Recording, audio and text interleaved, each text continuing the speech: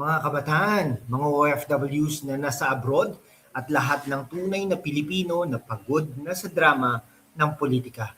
Welcome back sa channel. Ako si Lan ng #WalkWithLan at ngayon tatalakayin natin ang isang tanong na umuugong sa buong bayan. How's mag-hire ng private lawyers? Kinakabahan na ba sila sa depensa ni Vice President Sara Duterte? Kung ikaw ay nasa construction sa Qatar o nag-aaral sa Maynila o simpleng concerned citizen, ito ang video na hindi mo pwedeng i-skip. Dahil dito, hindi lang chismis, facts, logic, at critical na pag-iisip. Buckle up, ilang mga minuto of unfiltered truth, like and subscribe na para updated kayo sa laban. Una, let's get the facts straight. Noong 2026, muling binuhay ang impeachment complaints laban kay Vice President Sara Duterte.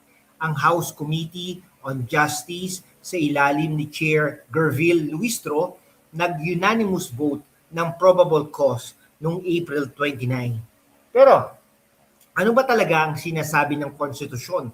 Article 11, Section 3, Paragraph 5. Isang impeachment lang kada taon. May naunang ruling ang Supreme Court na unconstitutional ang iba. Bakit parang paulit-ulit? Ang witty observation natin, parang ex na ayaw mag-move on. Pero seryoso, ito ay political chatter. Si VP Sara, isang lawyer din. May matibay na defense team. 16 lawyers mula sa Fortune, Narvasa, and Salazar, including top names like Siegfried Fortune. High caliber yan, experience. Samantalang ng House, nag-hire ng private lawyers para sa prosecution. Bakit kailangan? Kulang pa ba sa talent ang taxpayer-funded lawmakers?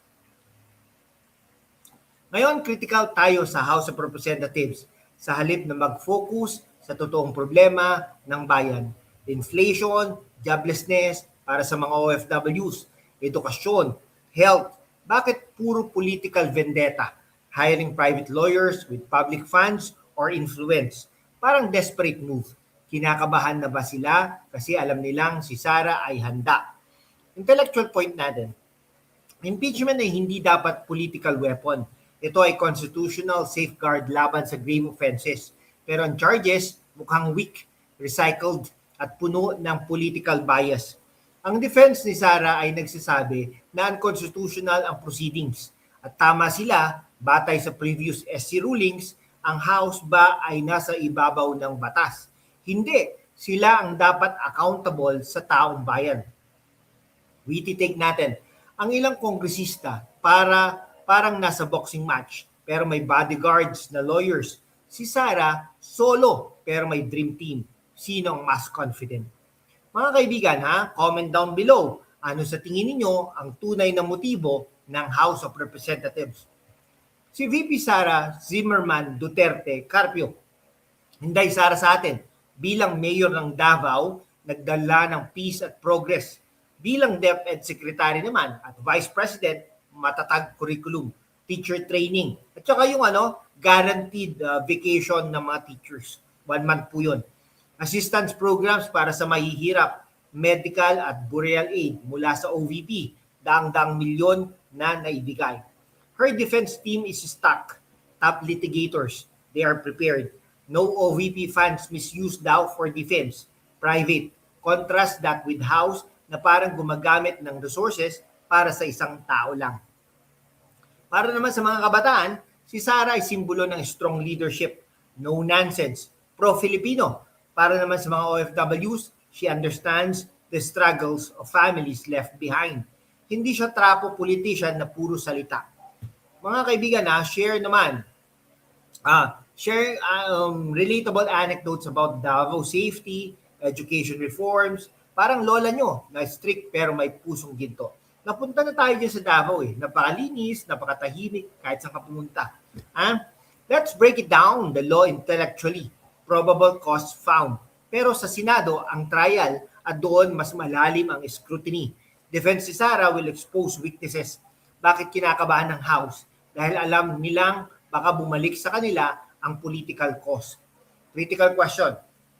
Sino ba talaga ang may confidential funds issues? Sino ang may vendetta? Facts over narratives. Mga kaibigan, type 1 if you stand with Sara, type 2 naman if curious lang. Mga kaibigan, yan. Okay. Mga OFWs, mga kababayan, habang nanonood kayo, stay cool sa init. Check ang Jisoo Life handheld fan sa Shopee. 5 stars, super handy. Para naman sa health at energy, herbal supplements o coffee machine sa Lazada. Kabataan, Xiaomi Smart Band 9 para i-track ang steps habang nag-aaral at nag-work kayo. Fashion, Zalora para sa trendy finds na pang video call sa pamilya. Power banks at wireless earbuds, perfect para pakinggan ang ganitong analysis habang nasa biyahe. Link sa description, itatag po natin yan. Support local sellers at channel natin mga kaibigan. Okay ha? Okay, pero bago tayo magpatuloy sa suporta sa channel, kailangan nating palalimin pa ang usapan kasi hindi lang ito simpleng he said, she said. Ito ay tungkol sa kalikasan ng ating demokrasya. Intellectual breakdown muna tayo ha. Ang House of Representatives sa ilalim ng ilang leader ay mukhang ginagamit ang impeachment power bilang political tool imbes na constitutional remedy. Hiring private lawyers. Bakit? Kulang ba sa galing ang kanilang sariling legal staff? O baka alam nila ang kaso nila ay puno ng butas kaya kailangan nila ng hard guns para magbigay ng dating. Pero parang boxer na alam niyang mahina ang suntok kaya nagdadala ng extra gloves.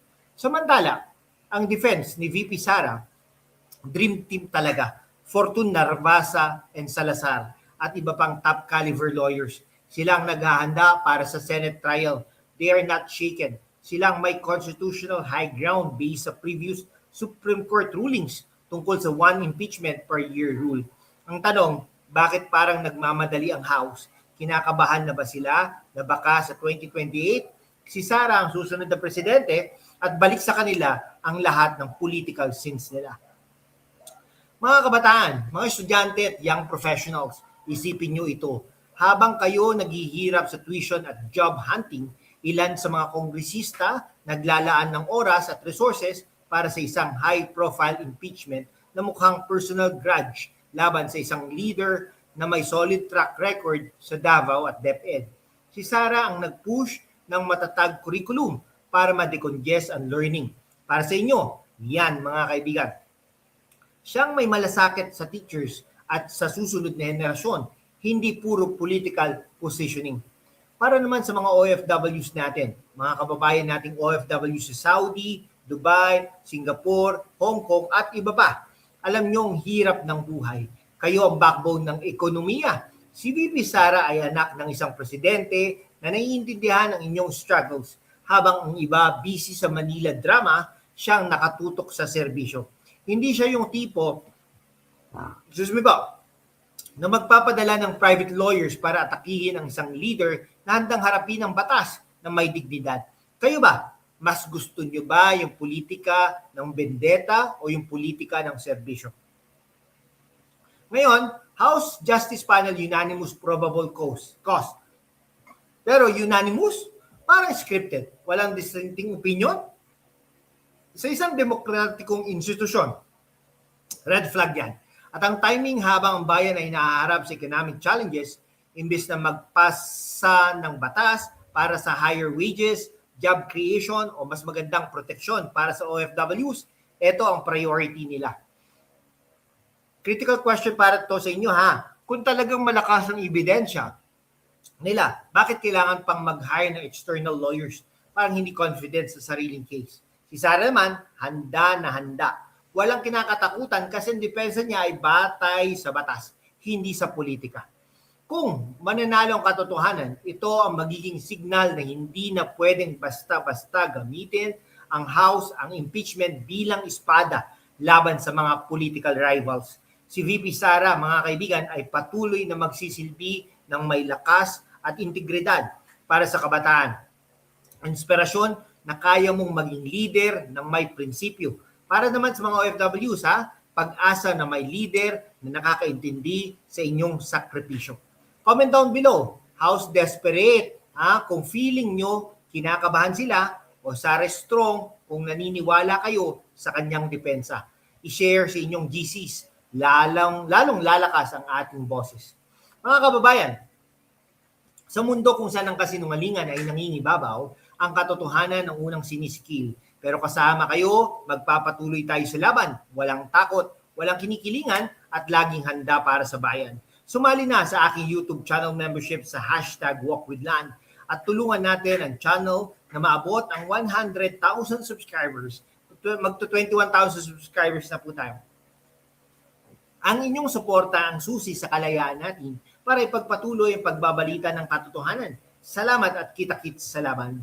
Salamat sa inyong oras ha, manatiling kritikal, manatiling informed, at laging ipagtanggol ang katotohanan. Like, subscribe, at hit that bell. Kita-kits sa susunod na laban para kay Sara, para sa bayan. God bless the Philippines.